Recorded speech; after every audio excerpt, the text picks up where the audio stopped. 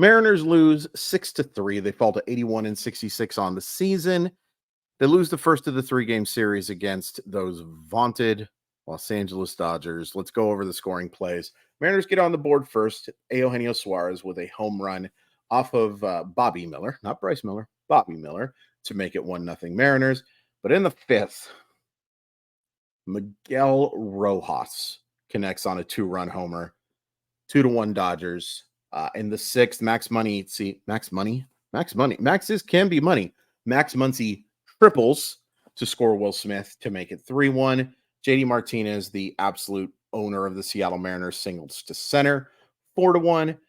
Mariners get 2 in the 6th. Teoscar singles home Julio. Unfortunately, Eugenio Suarez grounds in to do a double play, but it does score a run to make it 4-3. Pretty much all Dodgers from that point on. JD Martinez adds some insurance with a single to score Freddie Freeman, and James Outman homers to center, 6-3 final score.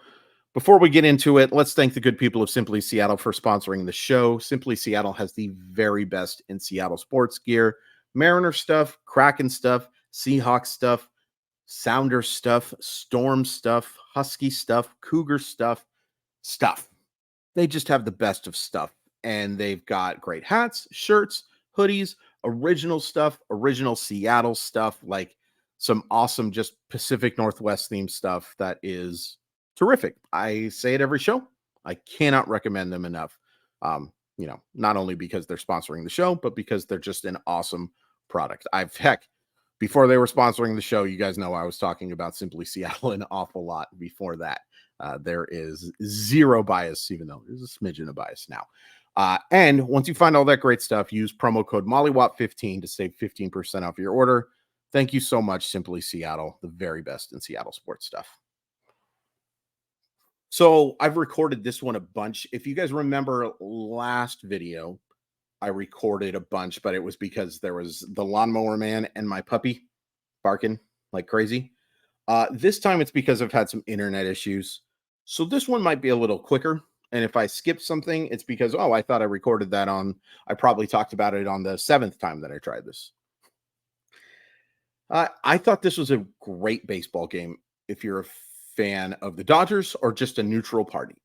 If you're a Mariner fan, I understand if you think this wasn't a great game. I'm a Mariner fan, and I can appreciate this game.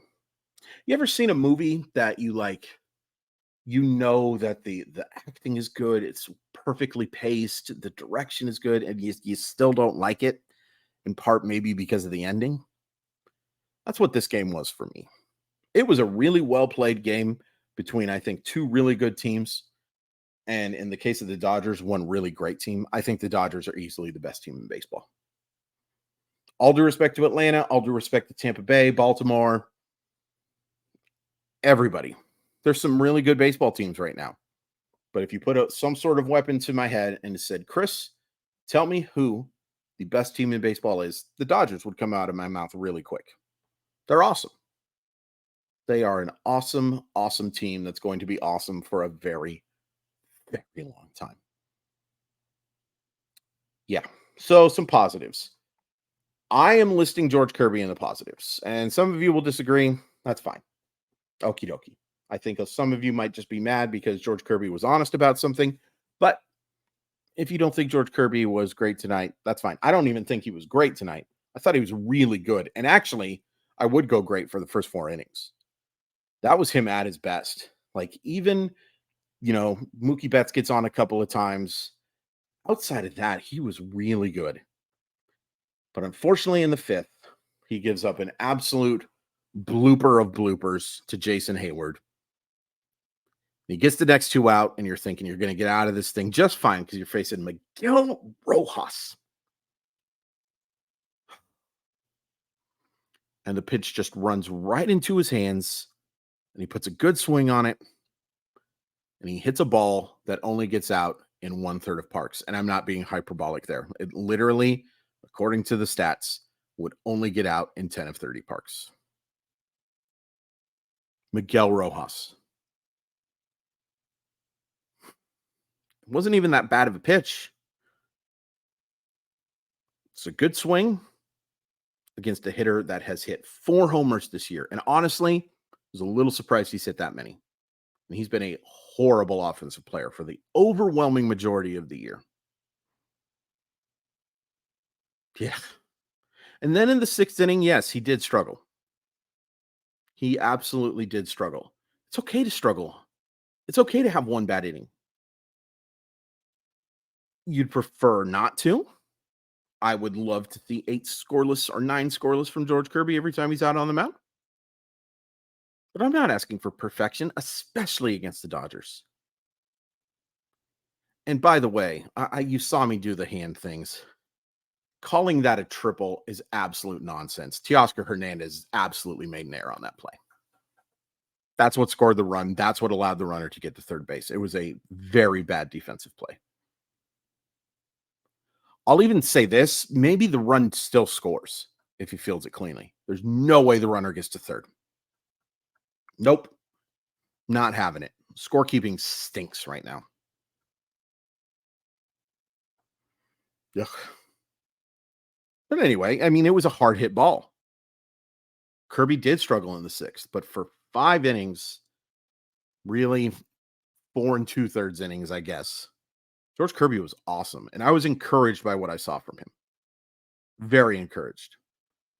Speaking of encouraged, extremely encouraged by what I saw from Justin Topa today.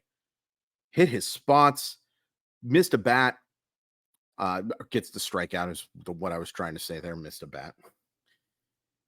That was what we need to see from Justin Topa for the remainder of the year. Awesome job by him. Awesome. That's pretty much the end of the positives for the pitching. We can talk about the bullpen in a little bit. A couple of offensive positives.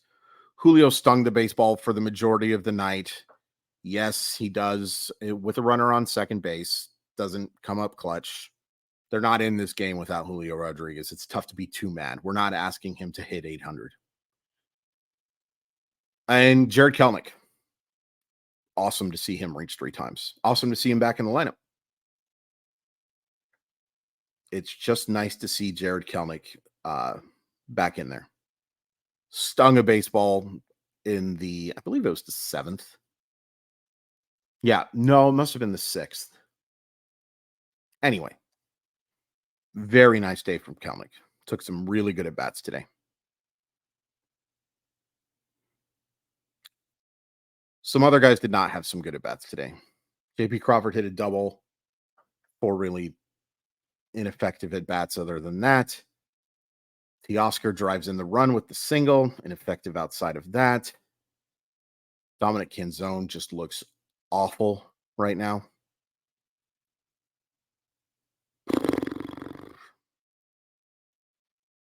Dylan Moore pinch hits for him and just has an atrocious at-bat.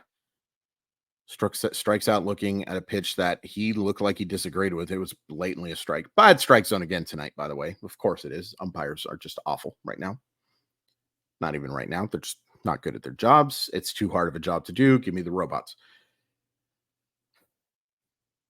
The offense was bad tonight, and they missed. Look, they strike out 11 times. Bobby Miller is a guy who I think has a chance to be a really strong option.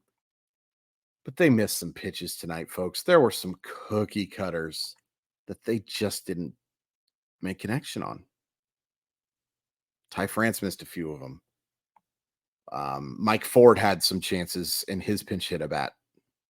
Of course, it ends poorly because I'd be talking about him in the positives if it didn't. But Bobby Miller was probably better than think of 5 2/3 innings of 3-run baseball gives you an ERA of like 4.9 or something like that. He was probably better than that if you're using ERA as your indicator.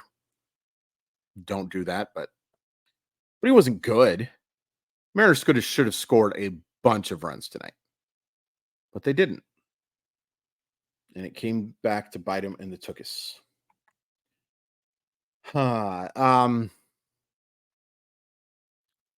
Gabe Spire gives up the run, but I think actually pitched pretty darn well. Hits a batter, gets a couple of strikeouts, excuse me. And then I don't know, and obviously the scorekeeper agrees with me here because the scorekeeper takes whatever. I don't know what the heck I'm talking about anymore, folks. They give it an earned run. Cal Raleigh makes a bad throw on a stolen base attempt by Freddie Freeman, who I think is like 19 for 20, some stupid number. What an incredible player Freddie Freeman is. MVP, if not for the years that Acuna and Betts are having. Riley makes a bad throw. Sam Hegarty has to get in front of that baseball. Has to. Sam Hegarty has to see that Freddie Freeman has that base stolen and either cut that baseball off or back up so that he can make that play. Wherever Sam Hegarty was, and we saw where he was covering second base like it was a good throw. It wasn't right.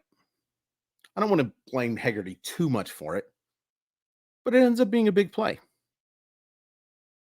It ends up being a big play because, Brash comes in and he does give up the single to JD Martinez, who absolutely, like I said in the recap thing, or hopefully I did anyway. Again, I've done like 14 of these tonight.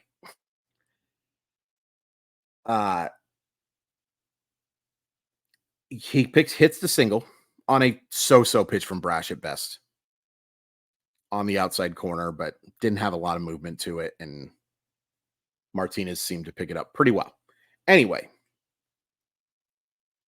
I think Teoscar might have had a chance to throw him out if the runner's still on second base. But because of the error, the runner gets to third, and there's obviously no play after that. So that's just an all-around bad. Kaspire didn't do a great job of holding the runner. Big Dumper makes a bad throw. And then Hegarty has to cut that off, in my humble estimation. Also, Trent Thornton wasn't good today. Gives up a couple hits. Just the homer is the run that scores. And one of the reasons that play is big, too, is because the reason Thornton is pitching in that game is because it is a 2-run game. It's still a kind of high leverage situation, but more medium leverage. If it's a 1-run game, Thornton isn't pitching in that situation. Probably going to Munoz or somebody else. I have to think.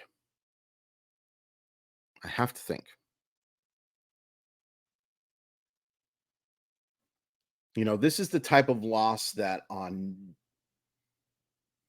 even in July, you just kind of go, Dodgers are really good. Mariners had some chances, but on a day like today, and let's talk about this. We have to talk about scoreboard watching.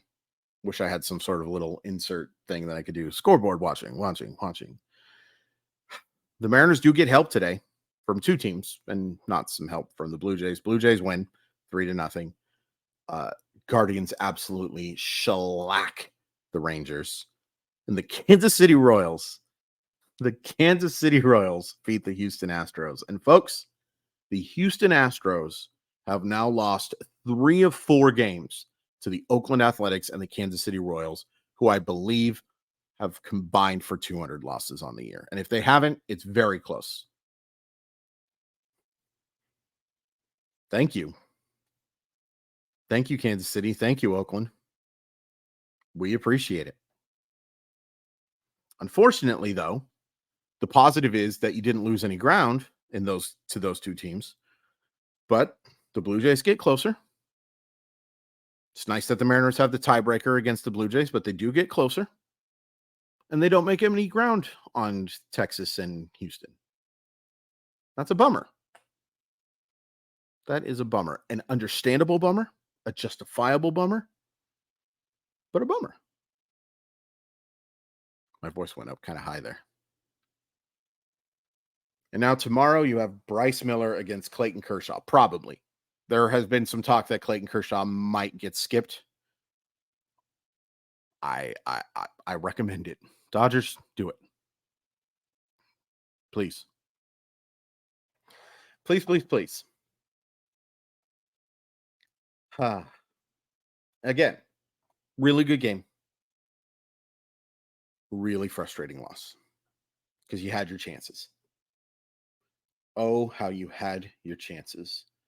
Please hit like and subscribe. There's only 15 left of these guys. I know I said there was only 15 of them left yesterday or Thursday or whatever day it was. Wednesday. It's 15 now. I know that for a fact because many of you corrected me, and I appreciate it. As long as you were nice about it. I think you all were. But please hit like and subscribe. The support means so much. I'm going to try and go live tomorrow night. I don't see any reason why I wouldn't be able to. I do have some stuff going on. I want to thank my teammates at RotoWire, my teammates at Sportstopia. I'm not going to talk about it, but there's some stuff going on, and they're helping me quite a bit. Everything should be okay. It's just a little bit of a rough time. I've had quite a few of them in 2023, and that's why your support has meant so much. So please hit like, please hit subscribe. Follow me on that website at Crawford_MILB. Please check out the Sportstopia Fantasy Fire and Ice podcast. Check out the website, sportstopia.io. All that stuff. It means a lot. And hopefully, tomorrow we'll get to talk about a W and a winning season. In a winning season, you've clinched 500. Let's talk about clinching a winning season. Talk about getting closer to winning the AL West.